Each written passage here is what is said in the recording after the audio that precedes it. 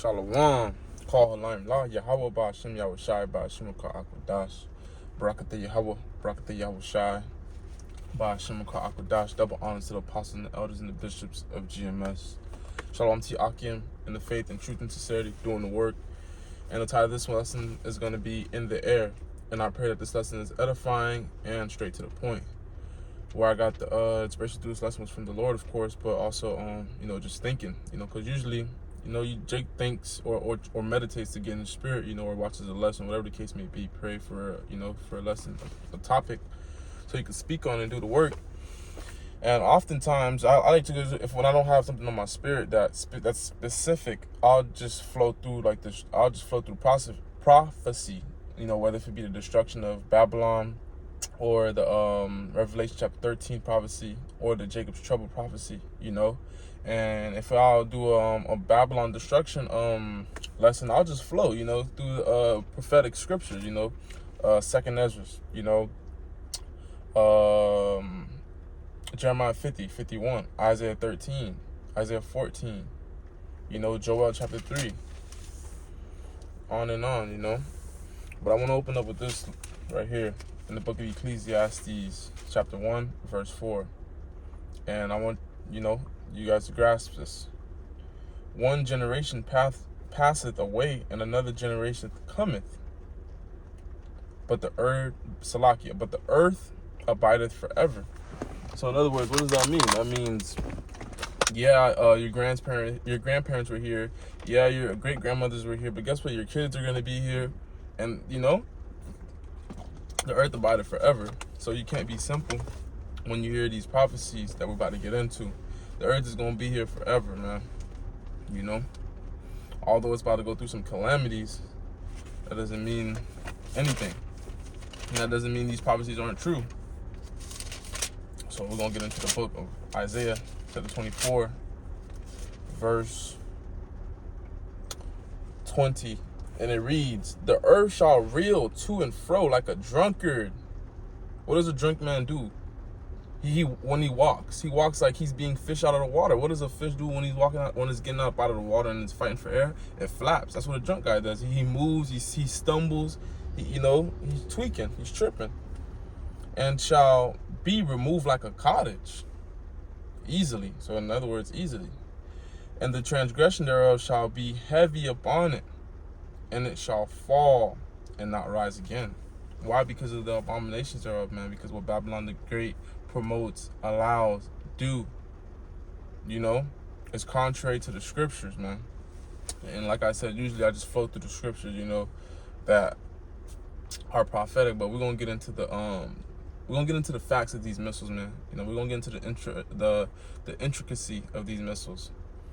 And before I forget it, because I didn't write it down, the average weight of a missile, ICBM, is 100,000 pounds, man. So that gives you an idea of how the earth is going to be rocked to and fro, how it's going to be removed like a cottage, man. Because you're going to have different parts in the earth that are plucked out. Like Babylon the Great will no longer be habitable again, And you're going to have different parts that get hit and that get messed up, man. And the earth going to look bad in that time, man. But it's going to be refurbished. And Khan. So yeah, the average weight of a missile is 100,000 pounds, man. That is nothing light, man. That is about 4 to 5 times the weight of your average box trucks out here, man.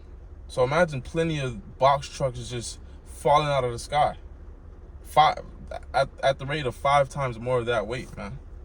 And it's gonna be much worse because that shit coming with heat. It's coming with force. It's coming with speed.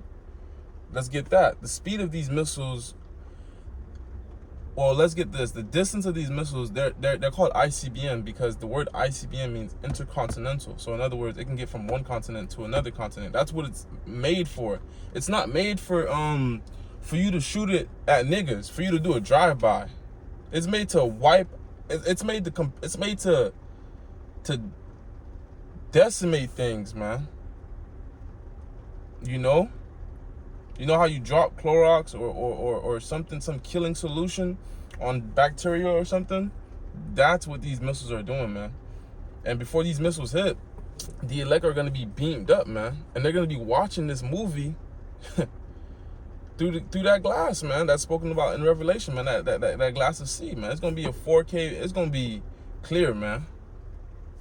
Brother's going to be able to see everything that's going on. They're going to be thanking the Lord. They're going to be so happy, rejoicing that we're not a part of that, and that we're in our new bodies, because it's going to be changing in the twinkling of an eye, as it says. And Khan, the average speed, I believe, of the missile, let me see if I got that written down, Khan, 15,000 miles per hour.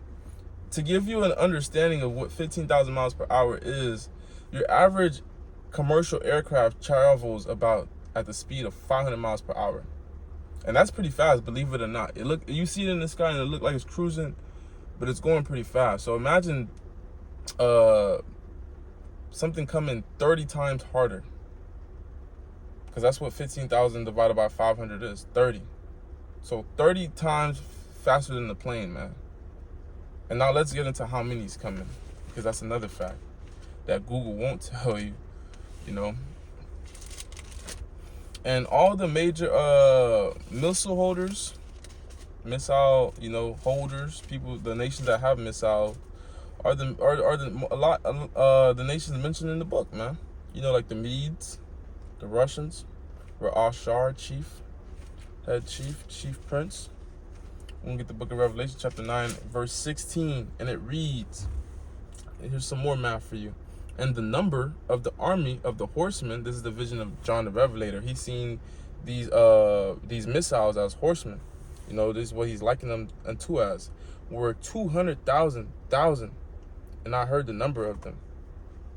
And when you do the math for 200,000 times another, you get what? 200 million, man. ICBM missiles. So that's how the earth is going to be reeled to and fro, man. That's how the earth is going to be removed like a cottage, man. That's what makes it so easy, man. Because it reaches the speed of 15,000 miles, but a lot of people don't understand that's in its terminal phase.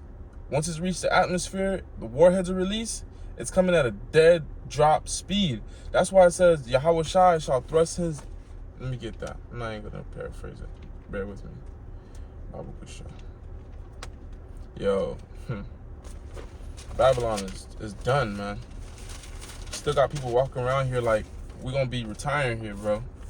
Your ass is retiring in fire.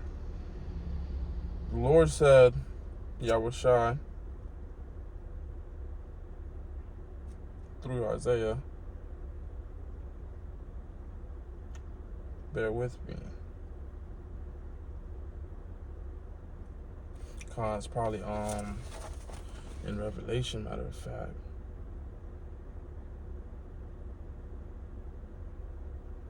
Let me get that real quick. If I can't find it right here on this try, then I'll just paraphrase it.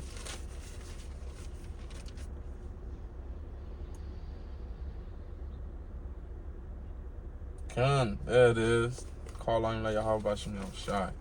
Revelation chapter 14, verse 18. And another angel came out of the altar, which had power over fire. And this is where your Catholic and your Christians get these patron saints, whatever they call them, you know, like those pretty much idolizing the saints, you know, pretty much them pretty much putting them on a pedestal. In other words, what I'm trying to say through the Spirit is there's order and there's ranking. The Lord has set up different angels to have different dominions over different judgments and different things, man, you know.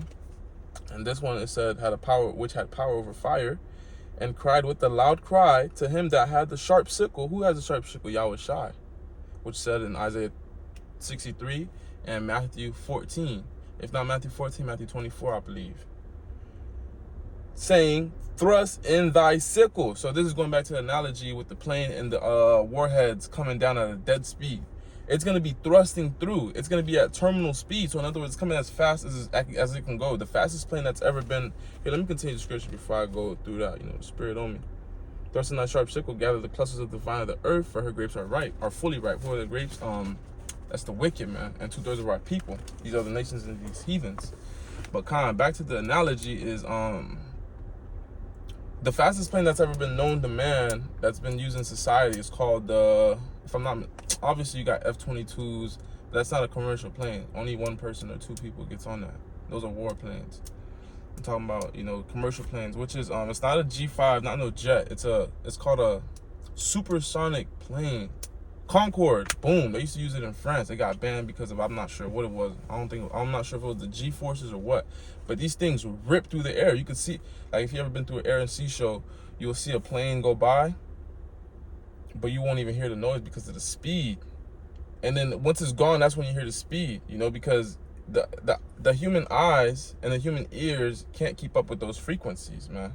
I'm talking about, it's called supersonic speed, man, where it's breaking, it's breaking through the air, man. Like, where it's just trying to, you know, it's calm, man. That's what the Lord's about to do, man. The Lord's about to have these 200 million missiles decimate this place. With that, Shalom, Call Lam, La Yahweh, Bashim Yahushai, Bashim Ka Akwadash, the bonds of the apostles, the elders of GMS. Shalom to Akim in the faith, doing the work of truth and sincerity. Shalom.